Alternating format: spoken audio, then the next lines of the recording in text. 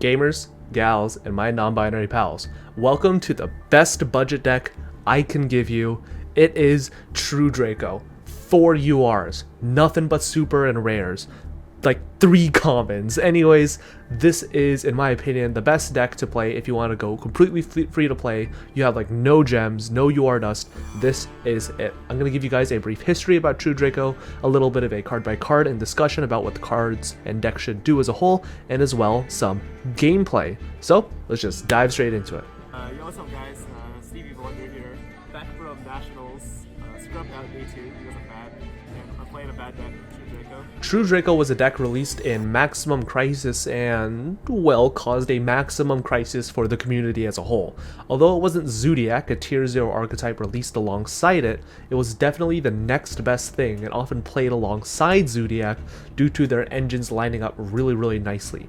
True Draco is a tribute-based archetype. Now, I know you're already reeling at the sound of that, but just trust me. These are actually like good enough for me to actually snag a lot of events and even a regional win back when, you know, I could play this game legally. In fact, the first ever deck profile I ever posted on this channel was me at a Chipotle talking about an LCQ True Draco list that I brought because I got like really bored at Nationals, and I took that list to win a bunch of side events as well. I think I won 5 Winamats. It was crazy.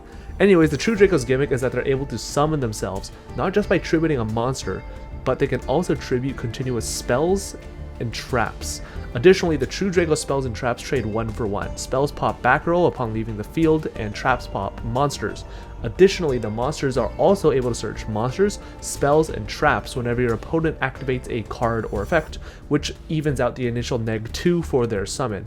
Ultimately, True Draco, alongside powerful cards such as their boss monster before it was banned, Masterpiece, the True Draco Slaying King, and their incidental synergy with floodgates such as the Monarch's Erupt, formed a powerful recursive engine that would out-resource and out-skill drain their opponents.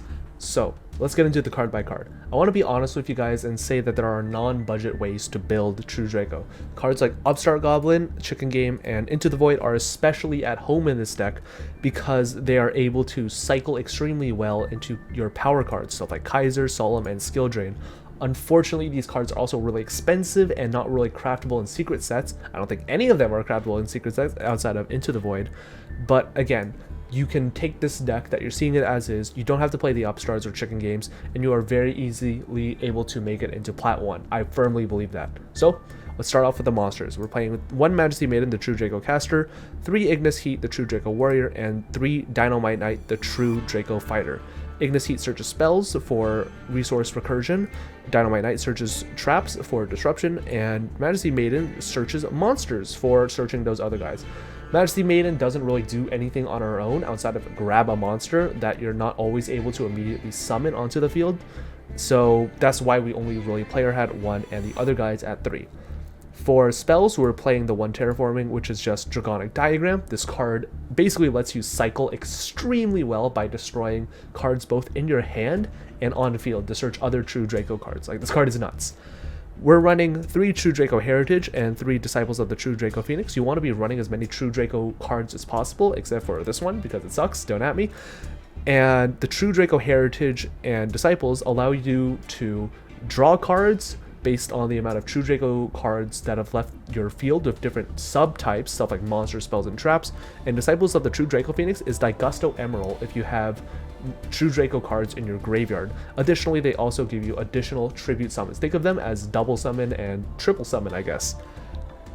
2 True King's Return. This card is pretty bad, but you play it at 2 because it's sometimes good. And 3 True Draco Apocalypse. This card is actually insane.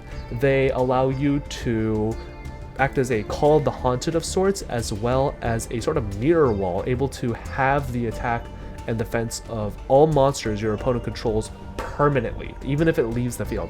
And during your opponent's main phase, both of them share the effect that immediately after you activate their effect, you could tribute summon a True Draco or True King monster face up, and basically just think of it as you're summoning a, let's say, a Dynamite Knight. You're going to be sending Apocalypse, and Apocalypse is going to be popping a card. So just think of that as your disruption, if you want to think of it like that. Consistency, we're running 3 card demise because we don't special summon, and this card draws 3 cards, which is insane, and 3 pot of duality for the same exact reason. For our floodgates, we are running 3 Kaiser Colosseum because we're able to only really summon 1 monster per turn, and we can sort of just like sit on a dynamite until we die. We're running 2 anti-spell fragrance, just sort of an anti-lightning storm tech. If you want to run Imperial Order, go for it. I just don't have the UR dust to craft it. And of course, 3 skill drain and 3 Monarch's Erupt. Monarch's Erupt is basically just copies 4 through 6 of skill drain that basically we are able to play under because it is one-sided if we control a tribute monster. Very, very cool. And of course, 3 Solemn Judgment just to, protect our back row from stuff like Lightning Storm, Twin Twister, etc. So, let's get into a game. Our opponent is going to be playing Ultrageist, and we are fortunately on the play. Our hand is absolutely cracked, and we're going to go for a very, very greedy line. Because we have the second Ignis, we're going to set our return, tribute Ignis, and we're going to pop it in order to grab Heritage, because now we can draw 2 cards instead of the usual 1. We're going to draw into a Floodgate and another Heritage. We're going to use our additional tribute summon for Heritage. We're going to set 2 and pass. We have a Floodgate, Ignis, Diagram, and Solemn Judgment backing us up. They're going to activate Pot of Extrav. We're going to chain our Ignis in order to grab Disciples because we do have 3 True Draco cards with different names in our graveyard. So that's going to help us cycle super well and get additional follow-up on the draw. They're going to activate 1-for-1. I kind of have a feeling it's Ultrageist at this point, and that basically confirms it. They're going to activate Magician's Left Hand, and we're going to shotgun our Monarch's Erupt in response. Again, I only really want to use Solemn Judgment for stuff that directly answers our board. They're going to set 3 pass because obviously they can't attack directly with the Meliseek, and they don't feel like crashing it. We draw a Duality at the top, very, very nice. We're going to activate the Disciples, and we're going to activate Pot of Duality. We're going to reveal 3 off the top. We find some pretty alright stuff, most notably the card Demise. I should have taken the Judgment looking back on it, but fuck it. We're going to basically shuffle 3 back. We're going to use our Daigusto effect to recycle, and we're going to draw an Anti-Spell Fragrance. This card is pretty dead in this matchup. We're going to pop the Disciples in order to get that Magician's Left Hand off of the board. We're going to Heritage, draw a single card, and guess what? It's going to be another Anti-Spell. 2 Anti-Spell right next to each other. Who would have guessed? We're going to tribute the Anti-Spell for our Dynamite. We're going to swing over the Meliseek with our Ignis. They're going to grab a Multi-Faker, and we're going to attack directly with our Dynamite. We're going to chain Dynamite to the activation of Protocol. We're going to grab ourselves a True Draco Apocalypse because we want to use it during the battle phase in order to pop our own Heritage and get an additional pop off their board. We're going to chain Ignis Heat to the Multi-Faker activation in hand, and we're going to grab ourselves an additional Heritage just for follow-up. Multi-Faker is going to summon itself, and as soon as it summons itself, we're going to activate the Apocalypse in order to have. We're going to target our Heritage to pop it, and Heritage is going to pop one of their set back row because we're not really too scared of the Protocol.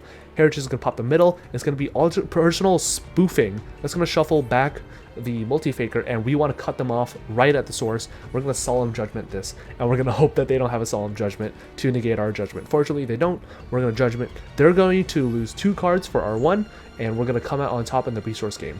We're going to punch over the Silquidus. They don't have any Ultrageist traps in the graveyard, so that doesn't float. We're going to activate the Heritage just for additional pops next turn. We're going to set the Anti-Spell, and as soon as that draw phase starts, we're going to flip it, and seeing the writing on the wall, our opponent is going to concede. So, let's get into the pros and cons of this deck. Number 1, pro, this deck is very, very consistent. Even without the URs, this deck is still consistent enough to be able to always find a True Draco monster, a way to summon it, as well as maybe a Floodgate or a defensive card. Number 2, this deck plays pretty well under hand traps. Unless you're getting ashed on like a card of Demise that you really need to resolve, this deck is able to play through hand traps like nobody's business. Stuff for combos, stuff like Effect Veiler, Nibiru, and especially Max C are basically completely dead. At best, your opponent is going to be drawing 1 card off of Max C off of something like True King's Return. And number 3, Floodgates are so fucking dumb. They're so good. Floodgates are so incredibly good, and anyone who's played against Eldritch within the past couple of weeks can definitely tell you that skill drain is something to be feared in best of 1 formats. and the cons. Number one, this deck has a terrible weakness when it comes to back row hate. Stuff like Lightning Storm, Cosmic Cyclone, Twin Twister, Evenly Matched. These cards will eat your deck alive if you're not able to see your Evenly Matched or your Solemn Judgment. If you don't see those cards, you are basically fucked. But I mean, that's just the lifestyle of every single back row deck, am I right? Number two, this deck sort of has a slight problem getting in for damage. Unfortunately, if you're not able to basically see True Draco monsters turn after turn or get a Draconic Diagram into rotation, your opponent can kind of just stall out for an answer by just like setting passing, and your one Dynamite Knight is going to have to like do its absolute best to just beat over Ash Blossoms. And number three, you're playing True Draco. You want a normal summon in Master Duel? Cards like Block Dragon, Ben 10, and like every single degenerate combo card is at 3? You want to play True Draco? I mean, go for it, dog. Ultimately, this deck it's a floodgate deck. It is without a doubt the best floodgate deck at a budget option. It is without a doubt the most free-to-play friendly deck that I can recommend, in my personal opinion. And yeah, that's gonna be it. Play this deck if you have like $2 between your shoelaces. That's gonna be it. See ya.